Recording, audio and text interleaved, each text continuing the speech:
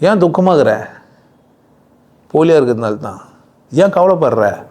போலியாக இருக்கிறதுனால தான். ஏன் உன்னால் வாழ முடியல? போலியாக இருக்கிறதுனால தான். இதை மட்டும் உன்னால் புரிஞ்சிச்சின்னா அதுக்கு ஒரு பிரச்சனை வந்தால் தான் உன்னால் போலியாக இருக்க முடியாது. துக்கப்பட்டு அழற இல்லை, அப்போ உன்னால் போலியாக இருக்க முடியாது. உன் கண்கள்லேருந்து ஈரம் வடியுது இல்லை, அப்போ உன்னால் இருக்க முடியாது. போலியாக இருக்க முடியாது. அப்போ போலியாக இல்லாத ஒரு கணத்தை நீ சந்தித்தாதான் ஓ இத்தனையும் நடிப்பா அப்படின்னு புரிஞ்சு என்ன பண்ணுவேன், நீ நடிப்புகள்லேருந்தே வெளியே வருவேன்.